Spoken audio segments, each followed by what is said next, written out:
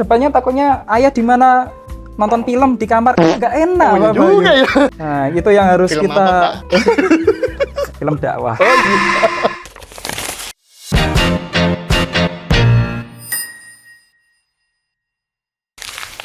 Assalamualaikum warahmatullahi wabarakatuh. Jumpa lagi di acara podcast Cerita ke Arsitek. Bersama saya Bayu. Di sini alhamdulillah kita berada di salah satu proyek yang ada di Jawa Tengah, tepatnya di Kebumen. Dan proyek ini mungkin sekitar 60-70% nih kayak gitu. Nanti kita akan main-main dan kita akan tanya langsung bersama arsitek kita. Dan kita nggak sendiri, karena kita kedatangan orang spesial di Si Bambu Studio, yaitu Pak Bayu Adi. Selamat pagi Pak Bayu Adi. Selamat pagi Pak Bayu juga. Gimana kabarnya? Alhamdulillah. Ini sama-sama Bayu ya? Ya, itulah Pak. Dulu janjian kayaknya. Kita janjian. Sudah 2 kali ini Pak Bayu kita. Oh, iya. Pak. Yang pertama di mana ya Pak? Kita pertama di Jogja, ke Jogja. ya? Benar ke Jogja. Ini kita main ke daerah Kebumen, Jawa Tengah. Ini rumah klasik. Enggak rumah klasik ya ini ya?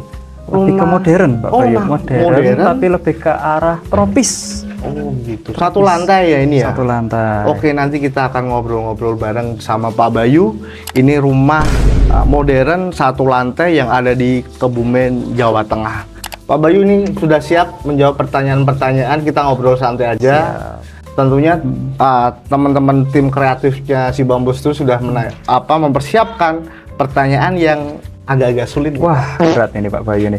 Tapi dengan suasana alam kayak gini pasti nggak berat. Ini sangat nyaman Pak Bayu. Nyaman ya, kayak gitu.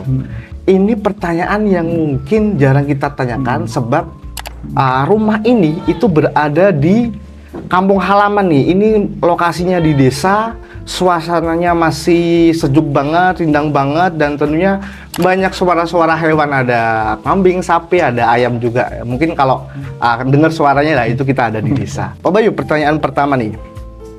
Biasanya rumah di kampung halaman ini tentunya jarang banget penduduk di kampung halaman itu kalau bangun rumah itu nggak pakai arsitek. Itu jadi langsung pakai tukang. Itu menurut pandangan seorang arsitek Pak Bayu Adi itu seperti apa sih Pak? Oke, jadi sebenarnya gini Pak Bayu, kalau kita lihat di daerah yang mungkin masih terbatas ya dari akses ataupun secara penerangan dan lain sebagainya yang memang jauh dari perkotaan tuh, ada beberapa alasan ya dari beberapa masyarakat kita.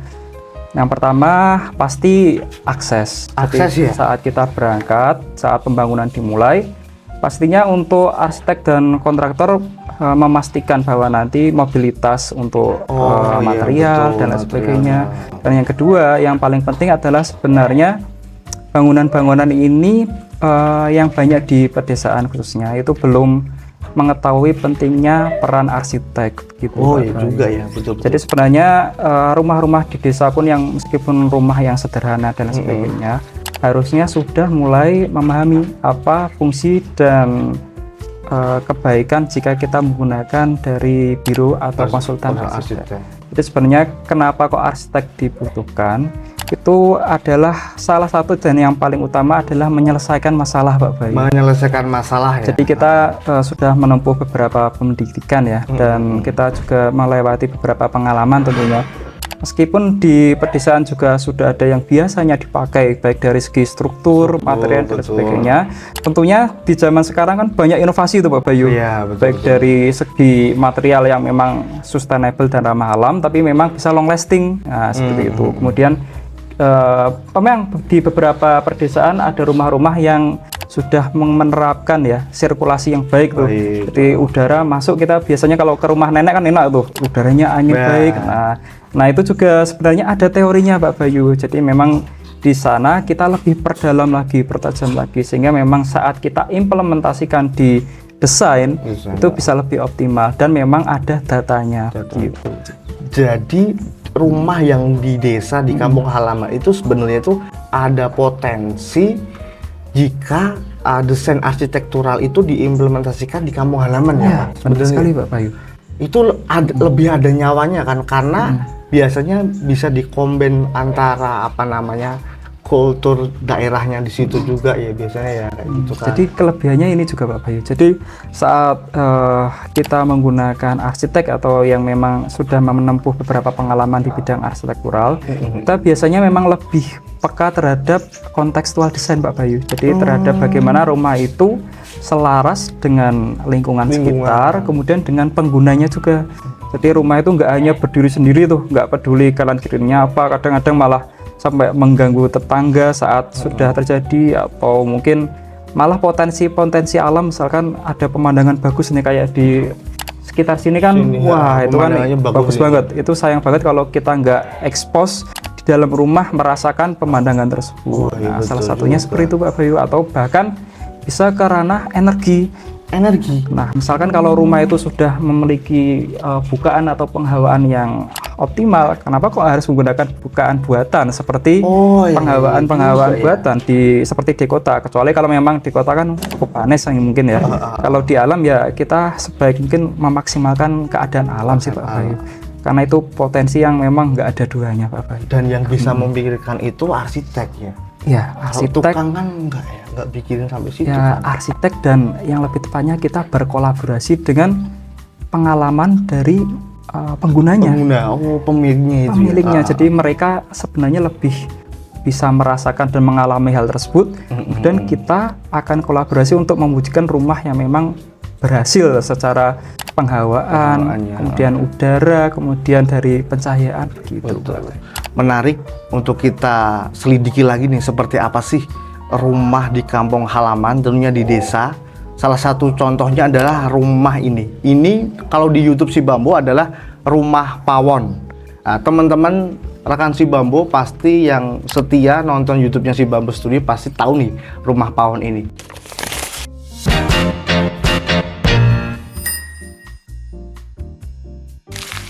Pak Bayu, kita ngobrolin rumah yang ada di kampung halaman. Tentunya ini kita spesifik, kita ngobrolin tentang rumah pawon ini. Ceritanya gimana sih Pak? Rumah pawon yang ada di kampung halaman di Kebumen itu dibangun dengan pakai arsitek kayak gitu.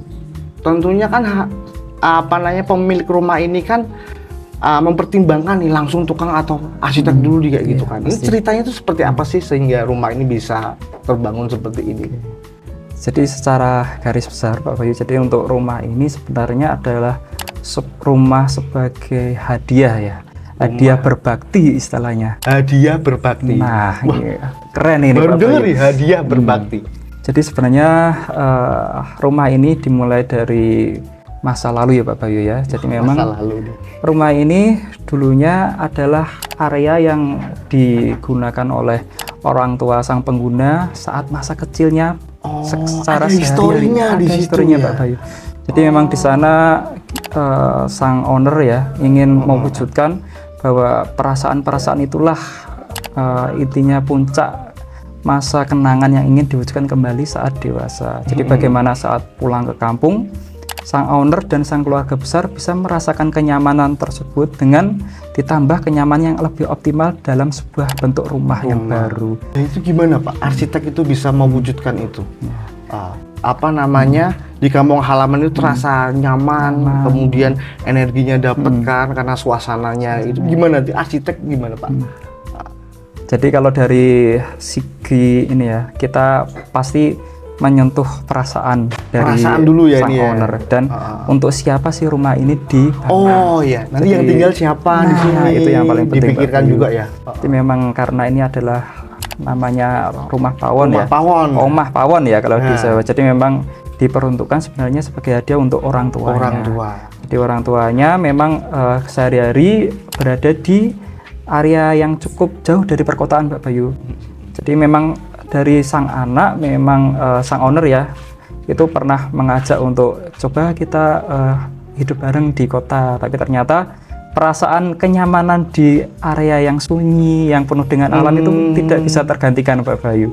Jadi hal itulah yang kenapa kok nggak kita bawa aja rumah yang memang modern itu ke dalam kawasan yang memang jauh dari perkotaan. Nah itu bisa menambah nilai-nilai yang memang secara kenangan masa lalu dan pengoptimalan dari alam ya itu bisa lebih maksimal. Dan kenapa kok kita coba usung ya nama Omah Pawon ini? Itu kan. Jadi bisa dirasakan, mungkin nanti kita juga ada home tour ya. Kita bisa merasakan bahwa pengalaman dalam keseharian dari pengguna, terutama untuk nenek kakek zaman dahulu memang sering menghabiskan waktu itu di dapur, Pak Bayu. Pawon itu? Pawon adalah dapur.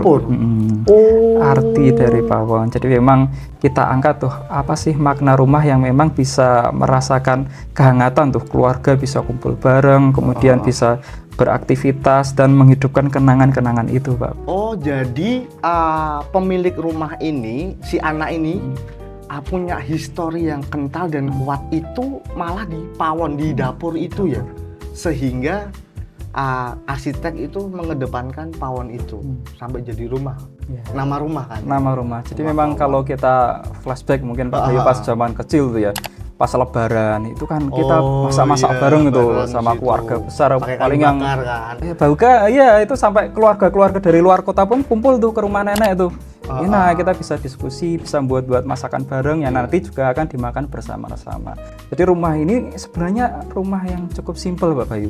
Jadi rumah ini rumah 1 lantai, kemudian ada ruang keluarga dan ruang tamu, 3 kamar tidur, dan yang di belakang ada dapurnya. Jadi memang dapur kita buat cukup luas dan secara perasaan dan pengharapan pun menyatu dengan alam. Nah, itu yang kita optimalkan bagaimana saat kita kumpul bareng tuh, keluarga kumpul bareng bisa merasakan hawa-hawa yang memang nggak asing tuh. Itu rasa-rasanya tuh banget ya. Kayak pernah di mana ini ya, orang ngerasain lah kita angkat itu. Kalau kita ngobrolin pawon nih, Pak. Itu kan kita ada histori kan di sini kan ceritanya kan. Kalau menurut Pak Bayu, kalau sekarang di era modern seperti ini, budaya di balik pawon itu tersendiri itu kadang tuh sering terlupakan kan kayak gitu kan. Nah, apakah dengan adanya arsitek ini itu tuh budaya yang ada di pawon atau di dapur itu tuh bisa hidup lagi? Tentunya ini jika diaplikasikan di rumah-rumah modern, Pak. Itu seperti apa? Oke, jadi untuk menjawab apakah pawon itu masih relevan atau tidak ya Pak Bayu ya di zaman sekarang. Jadi memang kalau kita lihat, kita sebenarnya lebih fokus kepada penggunanya dahulu Pak Bayu. Kita coba lihat apa sih aktivitas harian dari pengguna ini.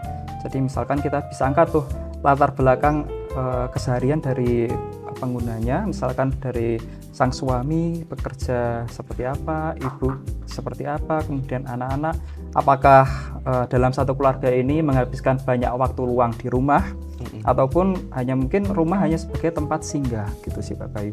Jadi memang kita perdalami dahulu. Nah, apakah relevan atau tidaknya itu kita bisa lihat konteksnya, apakah memang dibutuhkan atau tidak. Nah, gitu.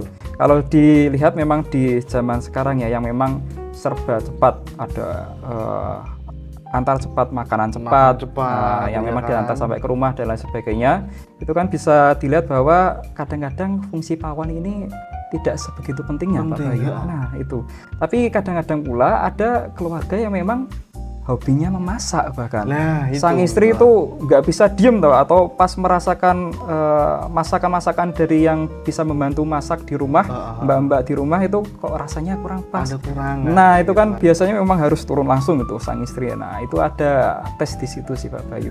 Kalau memang dibutuhkan, kita bisa maksimalkan ruang tersebut. Kalau memang tidak dibutuhkan, kita tetap sediakan. Jadi memang saat dibutuhkan ada tempat, tapi bukan kita optimalkan.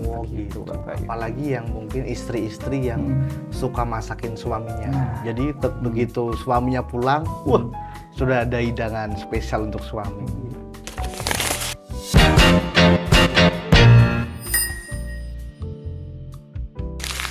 Pak Bayu, ini pertanyaan di terakhir, tapi masih ada pertanyaan lagi. Oh iya, siap. Pak,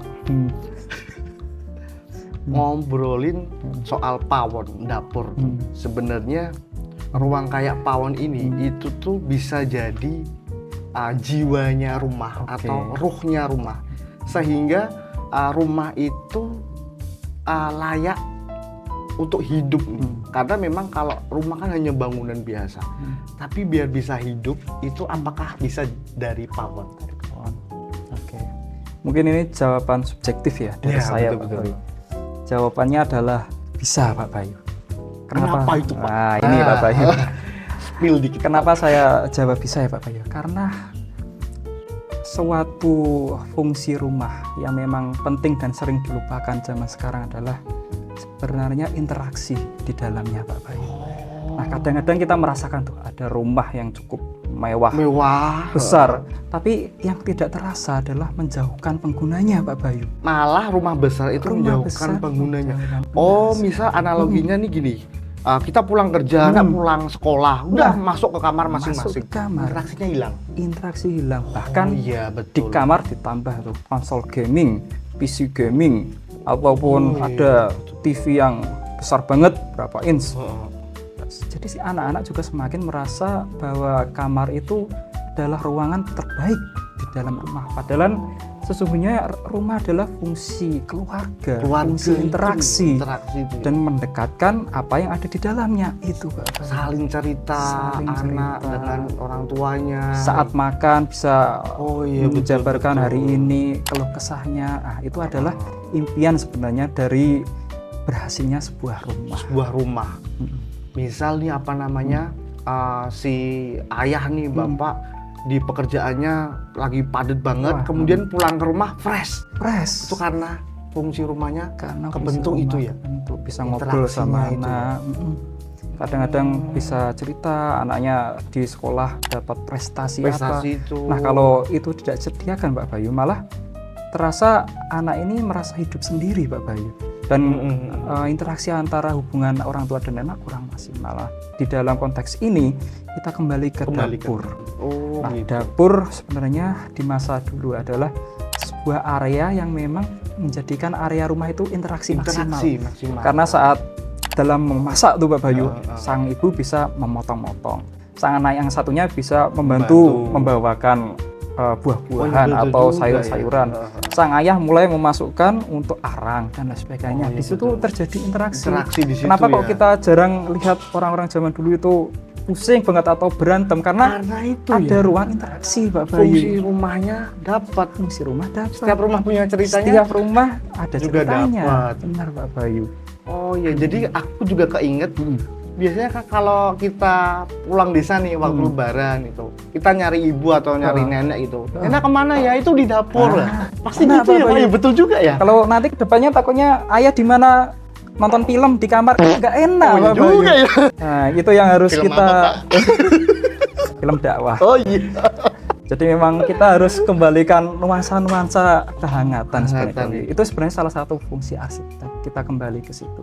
Jadi memang kalau tidak diiringi Pak Bayu, rumah-rumah di desa pun takutnya malah ikut-ikut tren yang ada di sosial media. Yang memang itu hanya sekedar rumah berdasarkan fungsi. Fungsi tanpa menyentuh pengalaman dan sisi interaksi di dalamnya. Maknanya hilang. Maknanya hilang, Pak Bayu. Rumah boleh besar, boleh mewah, boleh mahal, tapi nggak ada rasanya di dalam. Dan itu tugasnya arsitek ya, Pak. Itu tugas Jadi nggak salah satu hanya arsitek. desain ya, sama Oh, mikirin gitu ya, Pak. Sama mikir karyawan juga, Pak. Menarik cerita dan ngobrol santai bersama Pak Bayu, arsitek dari Sibabo Studio.